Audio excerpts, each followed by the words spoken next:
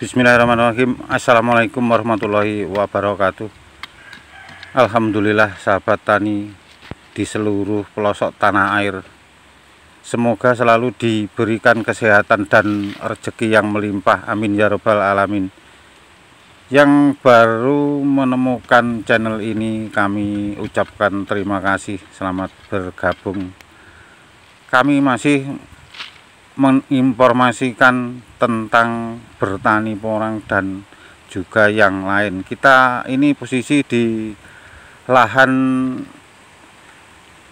yang belum kita bongkar, atau di lahan porang yang belum kita bongkar.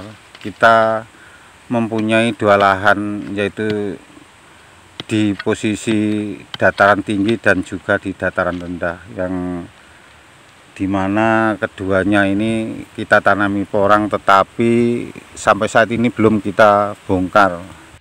Baik pemirsa, di lahan yang berbeda ini kita bisa selalu membandingkan apa kelemahan ataupun apa kelebihan di kedua lahan tersebut. Jadi kita untuk perbandingan dan untuk mencari apa yang harus kita lakukan di kedua lahan yang sangat jauh berbeda ini. Contoh, kita bongkar di lahan dataran tinggi dengan dorman normal dan umbi 3 musim, beratnya sesuai minimal 3,5 sampai 4 kg lebih. Dan yang ini lahan di dataran rendah, ukuran umbi lebih kecil dari yang di dataran tinggi karena mengalami dorman dini atau mati lebih awal, kena panas ekstrim. Pada hal sama-sama 3 musim, ukuran umbi hanya 2 kg sampai 2,5 saja. Inilah salah satu resiko dan perbedaan kedua lahan kita, tetapi dibahas di lain waktu saja. Hanya bukti bahwa kita masih bertahan, belum kita bongkar. Kita kembali pada tema saat ini, yaitu situasi dan kondisi petani juga harga porang saat sekarang. Soal budidaya porang, saya rasa semua petani sudah menguasai ilmunya. Tinggal ke depannya dari apa yang sudah dirasakan para petani harus diantisipasi untuk mencegah keterpurukan tidak terulang lagi. Pastinya tahun depan sudah paham dan jelas. Sebenarnya petani porang yang pada tahun-tahun lalu tergiur tanam porang, kebanyakan petani dari berbagai macam profesi petani yang awalnya belum banyak mengenal dan belum tahu persis bagaimana siklusnya budidaya umbi porang yang dimaksud harus dipanen ada jangka waktunya setelah dorman, dan setidaknya kalau bisa lahan sudah tidak kena air hujan atau mulai musim kemarau, akan memiliki kandungan yang ideal atau standar kadar airnya rendah. Seperti sekarang bulan September ini, kalau harga masih murah keterlaluan, membohongi atau mengakali petani porang. Jadi umbi porang dan sejenisnya termasuk suwak, iles, juga walur. Petani pemula banyak yang mengetahui masih secara simpang siur. Diperkirakan sama saja, dalam artian jenis umbi ini tidaklah seperti umbi yang lain. Jadi perlu diketahui, tidak asal ada umbinya sudah penuh unsur kandungannya. Sangat berbeda jika umbi porang masih muda, yang dimaksud kandungan saripati atau gel masih sangat sedikit, hanya beberapa persen dari karbohidratnya saja.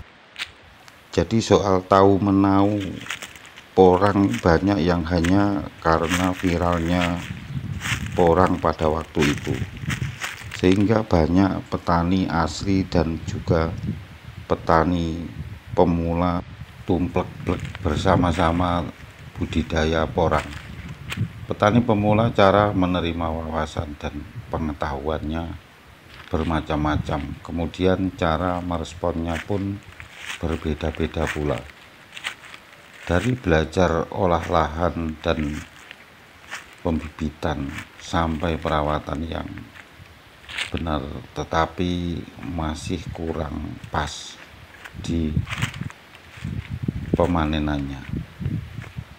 Bukti dan asumsi saya saat ini waktunya harga naik, sudah banyak petani yang tidak punya umbi porang, alias sudah habis dijual awal musim, yang secara tidak langsung membuat semrawutnya harga umbi porang. Stok umbi di pabrik meluber atau overload, yang dampaknya pabrik tidak juga mau menaikkan harga, hingga berbulan-bulan lamanya sampai banyak petani porang yang putus asa. Permainan harga naik turun dan naik turun lagi. Sampai sekarang pun juga masih ada penurunan juga, tapi alhamdulillah sudah mencapai harga 4.300 sampai 4.500. Alhamdulillah. Ini dikarenakan belum adanya antar petani porang membangun komunitas berkelompok, maka kita akan di posisi yang lemah, diperdaya oleh harga porang murah. Petani porang perlu mengantisipasi situasi bagaimana cara pabrik mencari dan harus menaikkan harga. Petaninya harus sepakat dan harus punya prinsip dengan keputusan, kalau tidak harga sekian belum dijual, maka pabrik akan berpikir ulang. Jika pabrik kekurangan stok umbi produksi untuk memenuhi kuota ekspor chip yang harus sesuai dengan kontrak yang sudah disepakati dengan buyer. Inilah momen salah satunya situasi yang dirahasiakan oleh pabrik untuk publik atau para petani porang. Jadi dengan cara petani membangun kekuatan yang dimulai dari diri sendiri, masing-masing petani porang akan menutup celah kelemahan di petani porang yang akan datang. Apalagi kalau kita berkelompok, akan lebih kuat lagi untuk memutuskan nilai harga yang pantas, yang nantinya petani tidak terus di bawah keterpurukan harga yang meresahkan. Dan dari beberapa pengalaman bertani yang sudah kita tekuni selama ini, ada di budidaya porang yang memiliki catatan hitam berkesan paling parah, membebani kerugian baik modal maupun mental para petani di daerah. Dari banyaknya posisi yang melemahkan para petani porang, tidak meyakinkan kita untuk tahun depan meneruskan tanam lagi. Entah tinggal berapa persen yang masih mau meneruskan tanam porang lagi. Alasan yang paling mendasar adalah kecewa dan kapok, itu pasti. Tidak adanya petani porang yang merasa diuntungkan, justru sebaliknya, karena pabrik dengan mudahnya mematok harga serendah-rendahnya.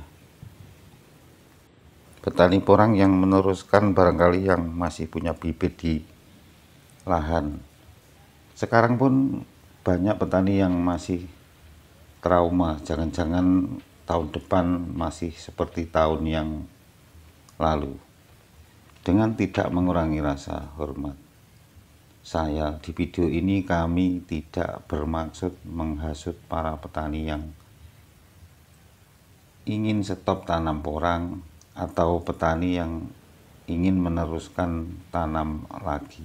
Kami hanya menyampaikan keluhan beberapa petani di daerah, dan kita selalu mengingatkan untuk selalu mengantisipasi keadaan yang kita rasakan banyak kekurangan dan kelemahan ini untuk diperbaiki di masa yang akan datang.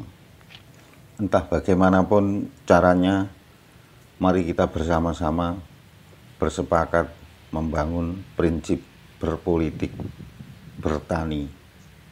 Mudah-mudahan insya Allah kita mampu dan bisa bangkit. Demikian pemirsa dan sahabat tani semua, semoga ada hikmahnya. Terima kasih. Assalamualaikum warahmatullahi wabarakatuh.